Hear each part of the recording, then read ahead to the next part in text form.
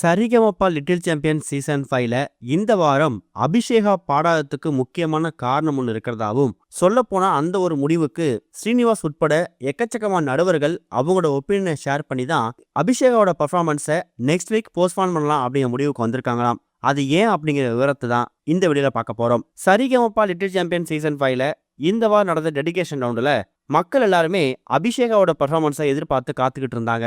ஆனா சனி அப்புறம் ஞாயிற்றுக்கிழமைகள் 2 நாளுமே அபிஷேகாவோட பர்ஃபார்மன்ஸ் வரல. இந்த வாரம் அபிஷேகாவோட பர்ஃபார்மன்ஸை ஸ்கிப் பண்ணிட்டாங்களோ, அப்ப இந்த வாரம் அபிஷேகா பாடினது வேஸ்டா போயிடுச்சா அப்படிங்கிற மாதிரி ரசிகர்கள் அவங்களோட ஆதங்கத்தை பதிவு பண்ண ஆரம்பிச்சிருக்காங்க. ஆனா அங்கதான் ஒரு ட்விஸ்ட் காத்திருக்கு. டெடிகேஷன் ரவுண்ட் அப்படிங்கிறது ஒருத்தவங்க மற்றவங்களாக டெடிகேட் பண்ணக்கூடிய அந்த பாடல் இருக்கு இல்லையா, அந்த நேரத்தில் எமோஷ்னலாக சென்டிமெண்ட்டாக பல விஷயங்கள் ஸ்டேஜில் நடந்திருக்கு. அதுக்கு அதிக நேரம் எடுத்துக்கிட்டதால மற்ற போட்டியாளர்களும் ஒரே வாரத்தில் பாடி முடிக்க முடியல. அதனால ஒரு சில போட்டியாளர்களை இந்த வாரமும் மீதி போட்டியாளர்களை அடுத்த வாரமும் பாட வைக்கிறதுக்கு சரிகமபா டீம் முடிவு பண்ணியிருக்காங்க. அதை செலக்டிவா இந்த வாரம் ரொம்ப எமோஷனலா இருக்கக்கூடிய ஒரு சில நபர்களை இந்த வீக் பாட வச்சுட்டு அபிஷேகா உட்பட எக்கச்சக்கமான போட்டியாளர்களை அடுத்த வாரம் பாட வைக்கலாம் அப்படிங்கிற மாதிரியும், இந்த வாரமே ரொம்ப அவசரமா எல்லா போட்டியாளர் பாடலையும் டெலிகாஸ்ட் பண்ணா அவங்களோட முழு திறமை மக்கள்கிட்ட போய் சேராம விட்டுடும். அது மூலயமா எஃபோர்ட் போட்டு பாடினவங்களோட அந்த எஃபோர்ட் அப்படிங்கிறது வேஸ்ட் ஆகிடும்.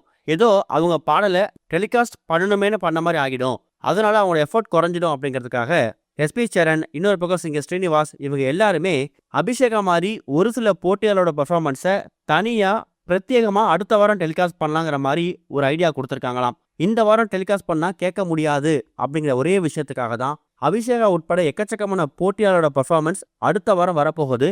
அதனால அடுத்த வாரம் வேற எதுவும் சுற்று இருக்காது. இதே டெடிகேஷன் ரவுண்டோட 2ஆம் பாகம் இருக்கும் அப்படிங்கிறது கன்ஃபார்ம் ஆகிருக்கு.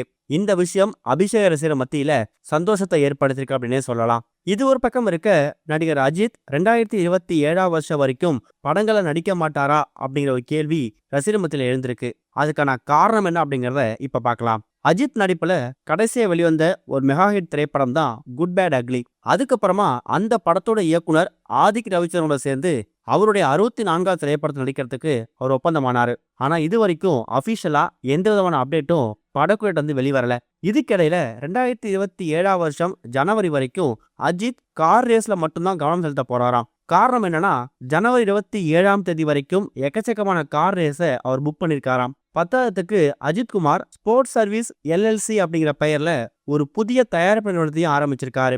அதுக்காக 2 லட்சத்துக்கும் அதிகமா பணத்தையும் செலுத்தி லைஃப் லாங் உறுப்பினராகவும் ஆயிருக்காராம். முழு நேர தயாரிப்பாளர் களமிறங்க போறாரா, இல்ல அவருடைய படங்கள்ல தயாரிக்க போறாரா அப்படிங்கிறத நம்ம வெயிட் பண்ணி தான் பார்க்கணும். இது வரைக்கும் கனெக்டிங் டிவிக்கு சப்ஸ்கிரைப் பண்ணனா மறக்காம சப்ஸ்கிரைப் பண்ணிக்கங்க. உடனடி அப்டேட்ஸ் பெறுவதற்கு நோட்டிபிகேஷன் பெல்லையும் கிளிக் பண்ணிக்கங்க.